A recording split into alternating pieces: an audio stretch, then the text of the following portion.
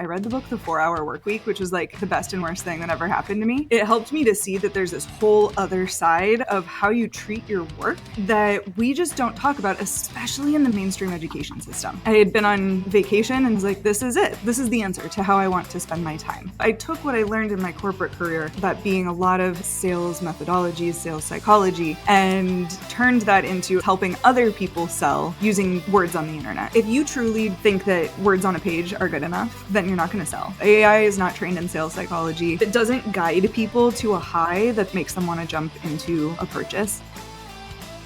I'm super stoked to not only dive in and talk about the importance of copy, but we really want to learn about the gist of your business, like when you started, how you started, why copy, what type of copy do you write? I've got a million questions for you, but first, let's get a little bit of your origin story. How did you get into copy? And also, I've completely buried the lead. You've done a lot of this while being a nomad. You've traveled around the world. You've been all over the place. So kind of shed some light on how you got into it. And let's talk about a little bit how you were doing this while being a nomad.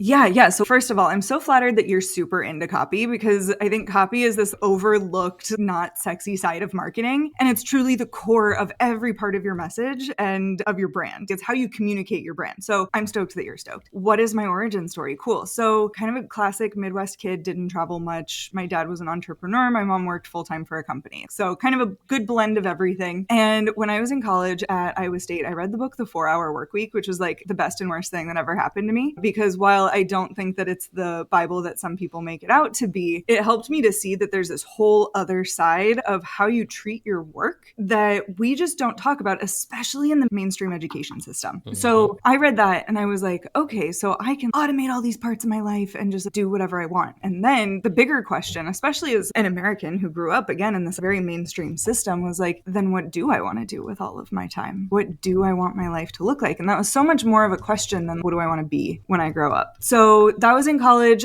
And then I kind of stuck to the mainstream because I had student loans. So I got a job in sales. I got really good at sales. I let a couple of companies poach me out and moved me all around the country. During that time, I was running a travel blog on the side. And so I was publishing my writing. And when I had paid off my loans and was just sick of the corporate world, I still didn't know what I wanted to go do to make money. But when it was time for me to quit my job, I reached out to a bunch of people in my network and said, hey, I've got some runway, probably going to take 6 months off work, but if I can extend that by doing some work, let me know. And I was 26, 27 at the time. So I reached out to these people and I was like, what do you want me to do? And every single person said, can you write this for me? So that's the impetus of Nomad Copy Agency. Is I also started that. I sent that email from a beach in Thailand. I had been on vacation and turned it into a 3-month thing and was like, this is it. This is the answer to how I want to spend my time. Was I want to just travel and learn and talk to people and, do work that doesn't feel hard from places that feel really nice. So that was in 2019, and I've basically been writing and traveling ever since. Wow. Okay. So from a beach in Thailand, you're like, this is it. This is my calling here. This is my way to make money and do what I want and have a good time doing it. The ultimate freedom, right? Yeah. I love that you had, in college, had the intuition to want something more than just a corporate job when you said you read the 4-Hour Workweek.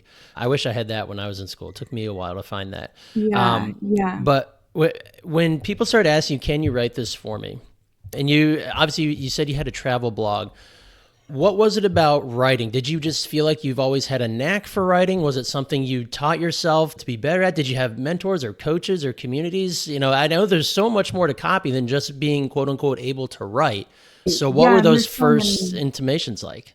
There's so many different types of writing too. There's essay writing, there's blog writing, which is what I had been doing on the side. A lot of my clients are really, really smart people. They have the highest degrees in their fields. They may work in fields like mental health or finance. And so they've got all these like certificates and degrees and stuff. So they're used to like writing theses about what they do. But sales copy is so different. So what ended up happening and kind of evolved over 2019, 2020 is leaning less from content writing, which was more of writing blogs and kind of like more nurture content for people, and moving into copywriting, which is more writing sales pages, emails, websites, like things that really inspire action. So where I got good at that kind of writing was really from being good at my career. And I think there's so much of this dichotomy of you either go to college and you take a corporate job, or you don't go to college and you work for yourself and you like somehow flip a zillion houses before you turn 30 and, whatever, end up on a reality TV show. But there's like, there's always a middle ground. And so I took what I learned in my corporate career, and that being a lot of sales methodologies, sales psychology, and turned that into, okay, but how can I do this from wherever? And that's writing. And that's helping other people sell using words on the internet. I love that. And you're right. There's so many different types of copy, and a lot of people don't realize there's copy for sales. And that's because we're typically being sold something, and hopefully it's with good copy. So it's so good we don't even realize we're being sold to, right? That's the whole point. There's a lot of dichotomy that goes to sales copywriting. So I kind of want to dig in and get your opinion and knowledge on sales copy as it pertains to who you write for. So there's a lot of ways to skin this cat, but what are kind of the main basic concepts of sales copy that you had to learn when you started writing it? Or did you kind of already have those skills from your time in sales and it was just a matter of now you're putting it on paper, well, not on paper maybe, but in right. Typing, right? Or on sales pages? Yeah, I think it was more of the latter of I would look at other people's websites and be like, why are you talking about all of their problems when you're trying to frame yourself as the solution? There were things that I just knew because I had studied them, because I had been trained on them in my career for like, if I basically took what I was taught for how to have a sales call and just turned that into how to, again, pen to paper kind of thing, or keyboard to screen, doesn't have the same ring to it.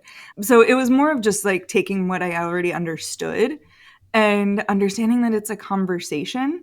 And if we like harken back to the 1990s infomercials where it's like, do you wake up feeling tired? Is everything awful? Like that's not how you have a conversation. And that's not what's going to work long term for like creating a sustainable sales practice in your business.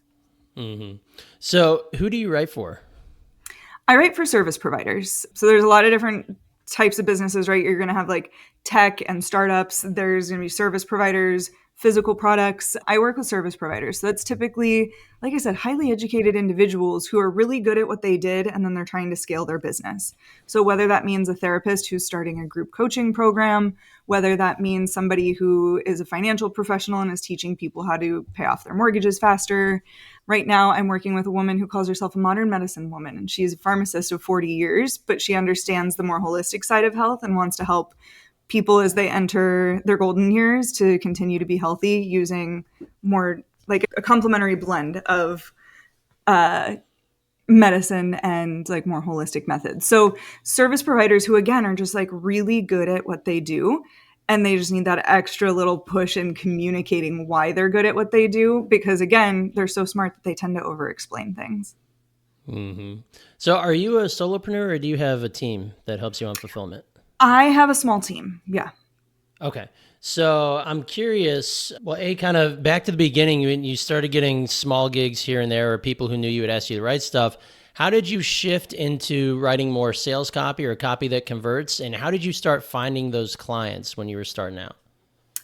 I got really lucky, and it was 2020. So my accountant had hired me to help her write her website and some email web flows to get people to stop trying to come into her office during 2020. Mm-hmm.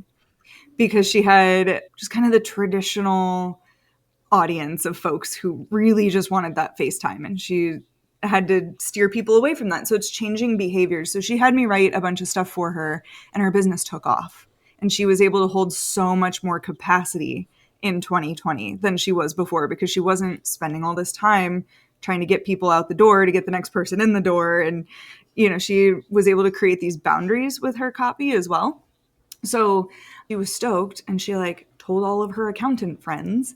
And so I had a bunch of accountants that came on, and a lot of people who were going brick and mortar to being online service providers during that time. That's when things really took off for me. That's definitely not something that happened to me. That's something that I was aligned with, was already helping people go from brick and mortar to being online. Just the external factors helped to push that timeline along. Okay. So are your clients, are they more project based? Are you retainer based? Is it a mix Mostly of both? project. Yeah, Okay. mostly project because if I do my job well, they won't need another website. They won't need a bunch of tweaks, but then they'll bring me on for the next time they launch a new offer or something like that.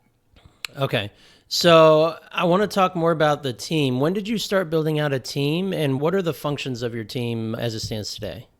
Yeah, so I have my operations coordinator. Let me answer your first question first. I started building out my team in 2021.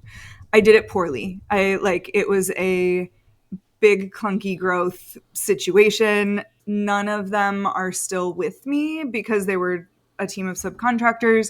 We're still friends. It just I didn't run the numbers right. It comes down to me. It's not you, That's it's me. fine. Yeah, they're all great.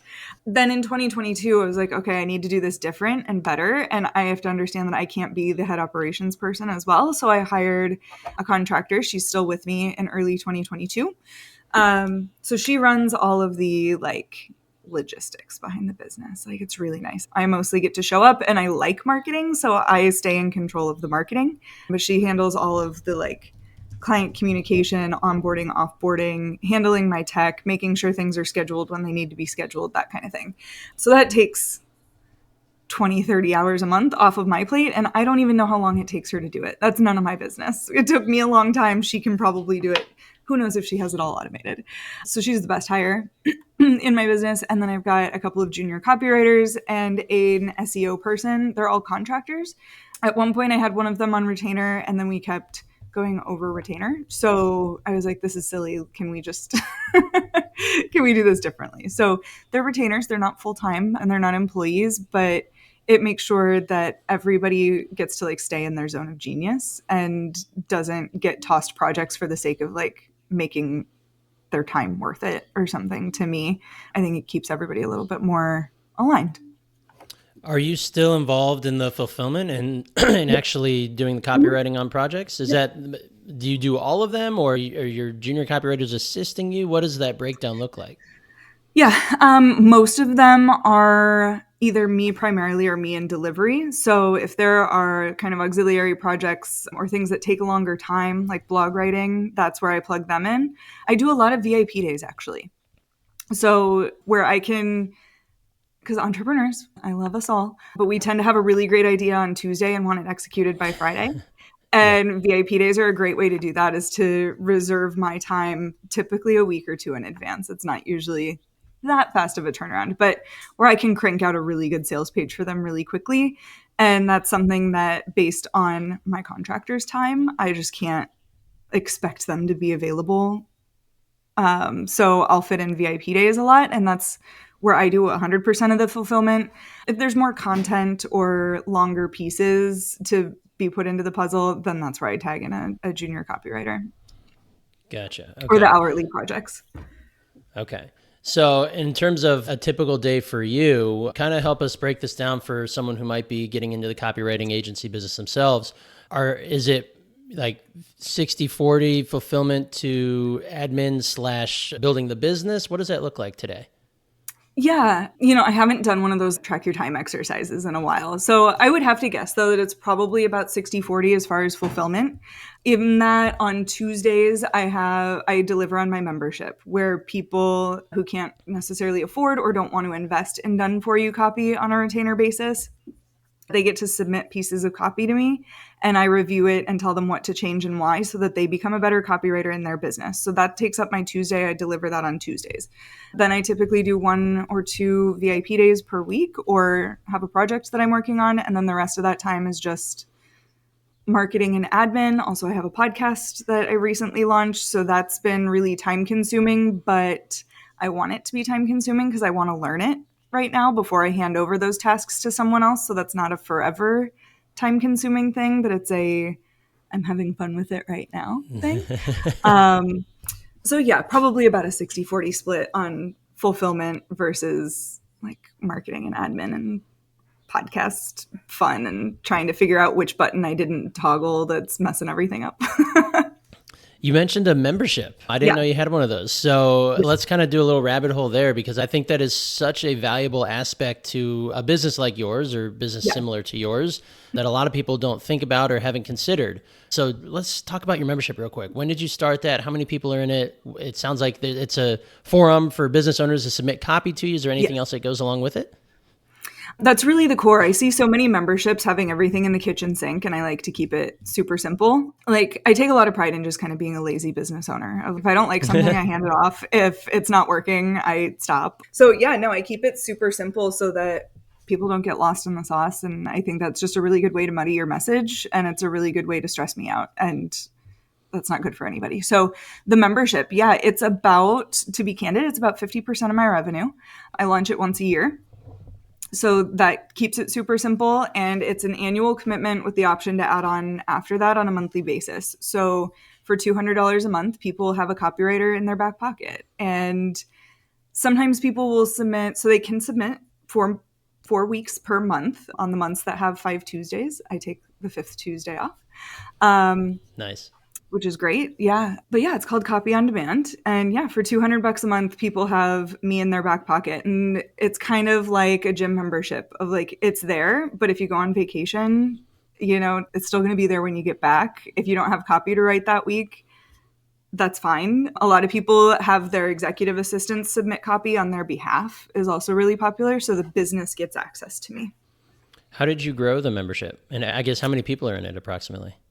About 40 right now. Okay. About 40 people in. I have changed my capacity for next year, so I'm looking to probably get closer to 50 or 60 for next year on the January launch. And it takes me typically less than 6 hours to deliver each Tuesday, which is great and ideal. And the next step to that would be to have a junior copywriter help out with some of that, but I have to make sure that they're as well trained in sales psychology and copy best practices as I am. But yeah, it's fun. It's definitely like the best part of my business that, like I said, I launch it once a year. I deliver it once a week. I have boundaries around, you can ask questions, but I'm not going to get to them till Tuesday. And the reason I chose Tuesday is because there's so many Monday holidays that I didn't want to be flip-flopping all year. So like Tuesday was such an arbitrary thing. But perfect. And it also gives people like Monday to look at their week and see what they need to hear from me. So I love that.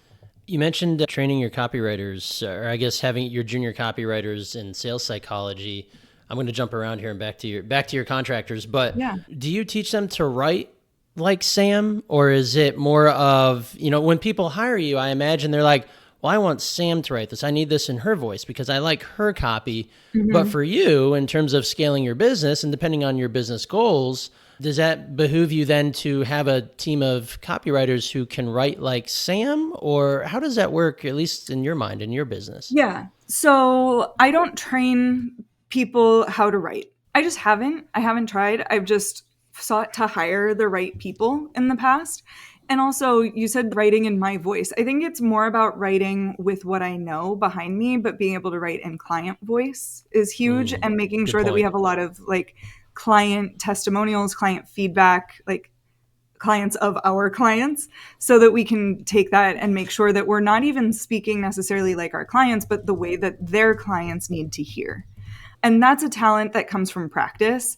And therefore, I'm not going to try and train my ops coordinator to write. Like, I just need somebody who understands sales psychology. Mm-hmm. And with that comes a hefty price tag. But that's part of being a premium service provider, is finding premium people to work for me as well. And I think that's like, in business, that's just like a really important thing, is like, you get what you pay for, and clients can smell it a mile away if you're trying to throw something through ChatGPT to like turn something around or something like that. Like, I never want to decrease the value and decrease the quality of what I'm producing. And I think if I were to spend a bunch of time training somebody, like, I'm not a teacher like that. I'd rather hire somebody who I can agree with. And then, we can do some tweaks along the way, but teaching somebody from scratch it's not for me. You said for your clients, you need to be able to write in their voice, or at least in the voice that speaks to their audience. And that is a very valuable skill and a very difficult skill to cultivate. Do you have any like tips or frameworks or ways that someone who might be starting a fledgling copy agency can start to understand how to better understand their client? You know, what are the types of things you do, like research, or how does that work? Yeah. So when I do like projects with clients, we have them survey their audience. And typically, a well established business owner is already asking their audience for feedback throughout the process. I think it's such a valuable part of your brand experience is to foster a conversation. So, for example, a designer isn't just going to be like, okay, great, send me colors that you like, and I'm going to send something back, like with a logo. Like, that's garbage. That's not going to happen. You have to be fostering this conversation. So to ask people in the onboarding before they ever get on a call with you, it's a discovery call and you've got put in your first name, your email address, and what problem are we solving today? Great. Then you've got problem language in client voice. Then that's going to go into your CRM when you work together. And after the first meeting, it's how are you feeling about your problem? What do you think is going to happen as a result of us working together? Now you've got solution language. You've got people's ideal world. You've opened up parts of their brain that see potential.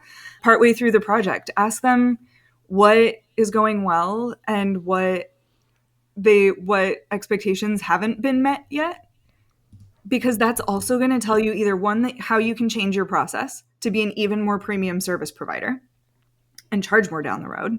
Like, we love negative feedback because you can turn it into something positive, or it's going to tell you how you can better communicate what you've done because they've missed it.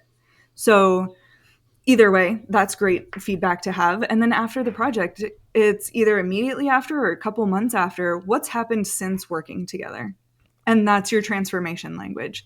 Because never, ever, ever are people waking up and being like, man, I really want to hire a therapist. No, they're like, I really want to feel better about how my life is going. They don't say, I want to hire an accountant. They want to understand that the IRS isn't going to come after the small business that they worked so hard to build. Like, that's what people want. So when we get that transformation language of what happens after working together, that's language then that, to bring this back to copy, you take that language, you take these surveys, these conversations that you're happening that help your clients feel adhered to your brand. Then you take client voice and you put it in your copy. Because again, I said I work with really smart people. If I'm working with a really smart accountant, she's going to want to tell everybody about all of the forms that she's pulling and all of these cool technologies and capabilities that she has, and that she's going to use this tool to find this thing.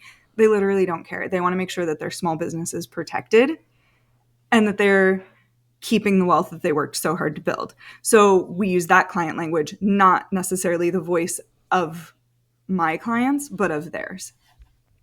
It's selling outcomes, right? And it's selling transformations. And I think a lot of people get, like you said, lost in the sauce on, well, look how well we can do this. This is the technology we use. And it's like, I don't care. I just need to know if, like you said, you can help me keep my business afloat or whatever it is. I think that's a huge sales concept that a lot of people, a lot of business owners who don't come from a sales background really have no concept of.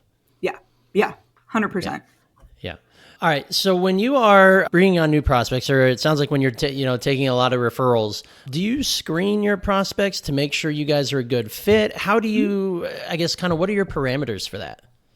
Yeah. So my onboarding, at least to get on a call with me, my goal for myself and for my clients actually is that we're not having sales calls, we're having fit or scoping calls. So by the time you get on my calendar, you have a pretty good idea of what the investment of working with me is, because that's in my form online. So I had mentioned a lot of people's forms just to get people on a call is name, email, and try to get some questions answered. But by the time you navigate my website and end up on my contact page, you understand that you are having a conversation about your copy project. So for me, that screening is saying, this is what it costs at minimum to work with me. If we decide this is a good fit, are you ready to invest? That question is just on there. I have questions about I actually really narrowed it down recently and squeezed all of the questions into one. And it's like, just tell me what you're thinking as far as budget and scope of your project. That's the magic of entrepreneurship is if you don't feel like we jive, we don't work together. Or if I don't feel like we jive, I just won't take you on as a client. It's that simple. Yeah. So how do you keep your pipeline full? Is it all referral based, or do you do a lot of outbound marketing for yourself? What does that look like? Yeah, a lot of my marketing happens through my podcast and through social media channels, so LinkedIn and Instagram primarily. And then I have a robust email list that is heavily segmented that I target at certain times. So I'm also selling two very different things. I'm selling this super low ticket membership that's $200 a month, or I'm selling projects that are anywhere between $3,000 and $10,000. So you can't, I shouldn't say you can't, but it's atypical to send out an email to a bunch of people who downloaded something free from me 2 years ago on my email list and be like, hey man, want to start a new website? That's probably not in alignment. So I stay present is a big thing with my email list. My pre-launch involves just constantly talking about what I do online and building desire for that. I think when I put up question stories on Instagram, one question that always comes through is, when are you opening up Copy on Demand? So I'm just constantly there and talking about it, but it's not necessarily like a push or a pull as much as it is awareness marketing. And then, yeah, most of my pipeline comes from referrals that they might not be where they approached their coach and said, hey, I need a copywriter. It may be, Jenna told me to follow you 6 months ago. I've been obsessed with your work. So it is kind of this mix of like referral and awareness. So I don't necessarily think that I make money from Instagram in that way, but I think that I make money by staying present on social media. And so even though I don't see a lot of ROI for how much time I spend editing a stupid reel, I know that it's making a difference just to stay present.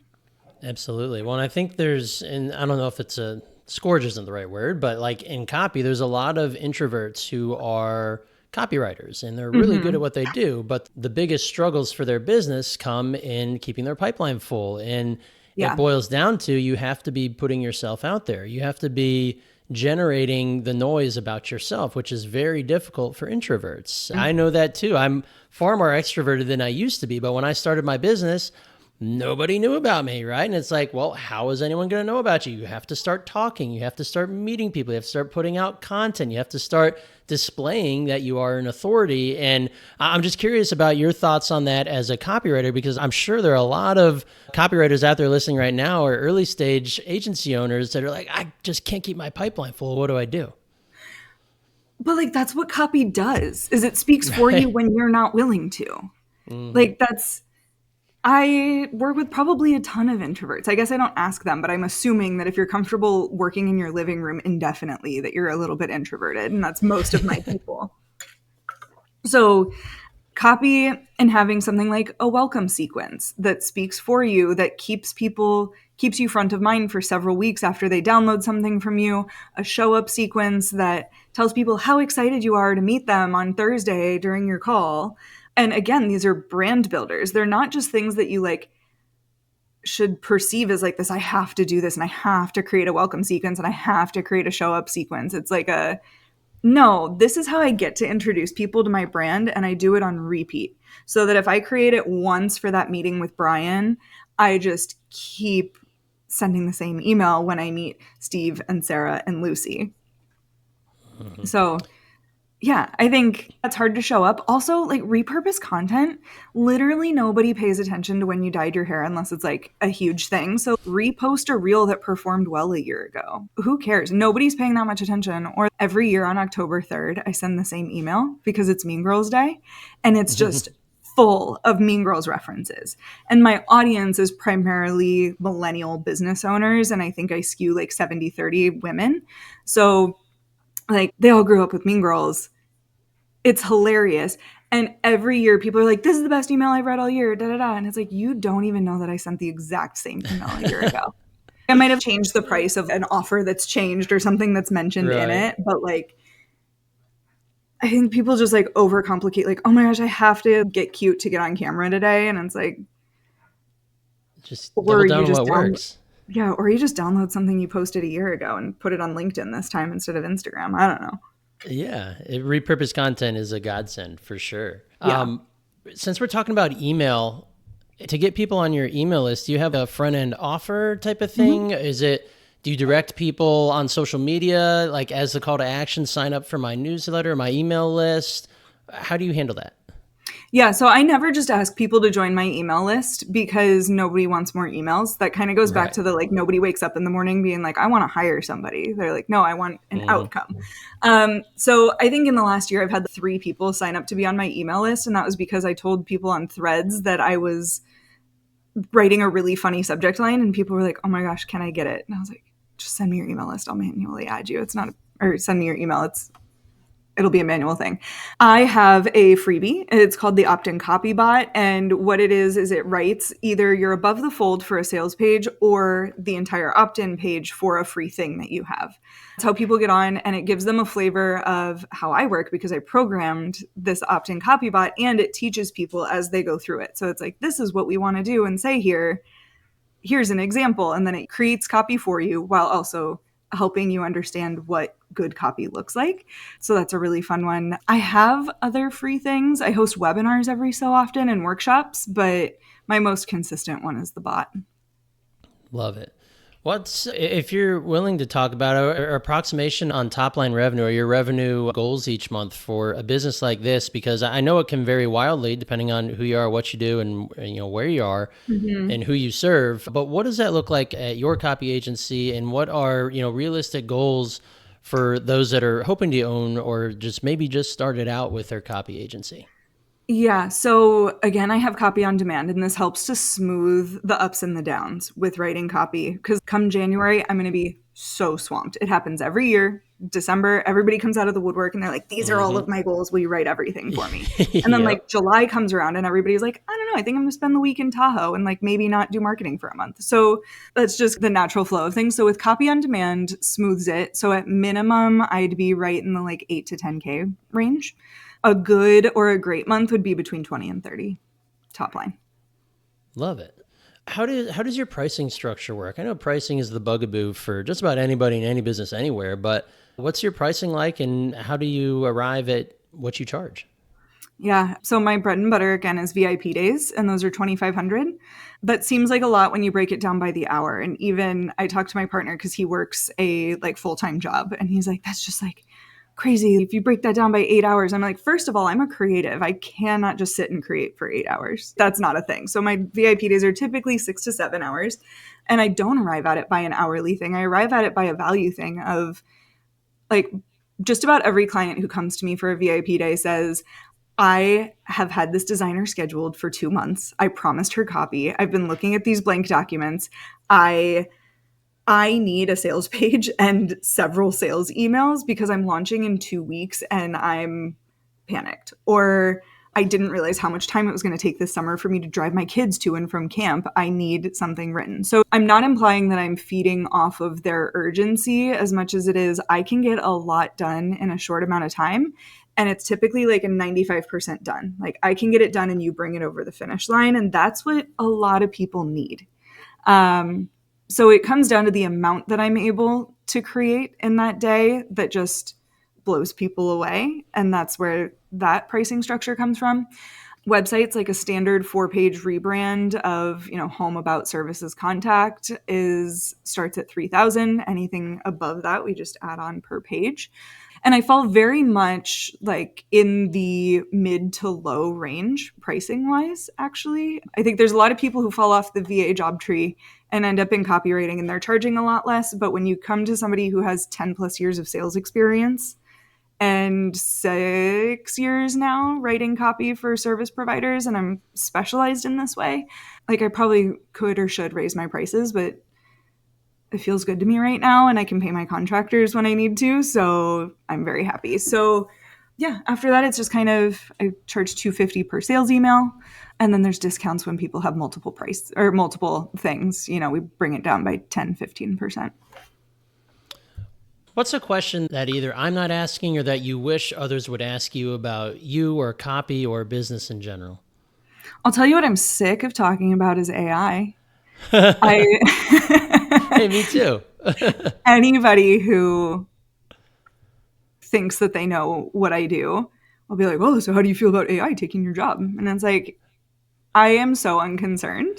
Yep. And I feel like I'm not answering your question, but I can No, this is assume perfect. that listeners are thinking this, like, oh, wow, we haven't talked about AI. If you truly think that words on a page are good enough, then you're not going to sell. AI is not trained in sales psychology. It does not tell a linear story. It tells these like really looped stories, which is a whole other conversation, but it doesn't guide people to a high that they want, makes them want to jump into a purchase. And so I think that people who ask that question don't fully understand the value in writing copy. So it's not even a question that makes sense when you really understand what good copywriting is and what the power of good copywriting is. So that, what else? What do I wish you had asked? I don't know. I think we've touched on so much. I think this has been great. Well, I'm glad you mentioned AI because everybody, I know when it first started coming, ChatGPT came out, what was it, 2-3 years ago, or when it first started getting adopted, or when the powers that be started pushing it so hard so that they'd make more money, everybody thought, well, copywriting's dead. It's like, no. People still want humans. You need to write with emotion. You need to be able to connect. You need to have nuance. AI cannot and does not have that, and it will not have that, or at least for a very long time, because AI is not sentient, right? It is not what people think it is. And for copywriters, who's going to get replaced? The worst copywriters. The ones who do the lowest of the low, the bottom of the totem pole, the quote unquote crap, right? Yeah, you guys are going to get replaced. You probably already have been. Because you know what? AI does the lowest of the low and the crap.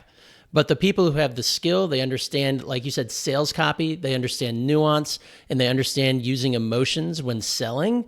That is a totally different ball game. So maybe if we could cover anything today or leave our listeners with a point, it's that if you can write with emotion, you can connect and you can be human, there is plenty of work to be done in copywriting. Yeah. So I'm glad you brought that up. There is. And there's so many different types of like great copywriting too. Like recently I met somebody who writes micro copy. So she specifically writes copy for end caps and billboards in stores. So she's product, whereas I'm service. But like who just rebranded? It was like $1 million rebrand. Oh, I just saw this a couple days ago. But there was like $1 bazillion rebrand, and the copy like didn't make sense. And it was like, oh man. So to your point, like there's money to be had in copywriting. I work with small businesses, small service providers, typically solopreneurs and teams of less than 5, bringing in less than 5 million a year. So if you write the same sales pages that I do, but for like Tony Robbins coaches and not, your mom and pop coaches, I mean, those are $50,000 to $100,000 projects. Easy. Yeah, it's incredible. There's so much opportunity in copy that I feel like people, once AI bloomed, they're all like, oh, well, copywriting's dead. I'm not going to examine that. But if you have some chops and you have the ability to learn and get better and be able to write, there is still a ton of opportunity in copy. And you are a perfect example of that, running a very successful agency, writing out awesome copy for service providers. So Sam, that's probably a good place to put a bow on this. Thank you so much for joining me. This was a ton of fun. I'm glad we could nerd out on copy. I want to make sure that all our listeners out there, if they want to contact you, if they want to work with you, maybe pick your brain about copy, what are the best ways to get in touch with you? Yeah, I'm an open book, so absolutely reach out. I'm on LinkedIn at Samantha Burmeister. My name will be spelled in the show notes. Exactly. Yes. And I'm on Instagram at nomad.copy. And out in the wild, I am either in California, Iowa, or trying to visit every country in the world before I turn 50. So best way to pin me down is online. I love it. Well, how many countries have you been to thus far? 79. So I'm almost to halfway. Wow. Okay, that's incredible. We didn't really touch on that too much. The fact that you've traveled the world, you've been to almost 80 countries. That's incredible. And that just goes to show that this type of job, this type of entrepreneurship, you can go literally around the world and still fulfill your client work while, probably doing client work in the morning and swimming with the dolphins in Bali or something in the afternoon, right? There's so many possibilities here to have your cake and eat it too. Yeah. Absolutely. It's great. I'm happy. Awesome. I love it. Well, Sam, thank you again. This has been a pleasure, and we wish you nothing but the best the rest of the year with your business. Thank you. Likewise.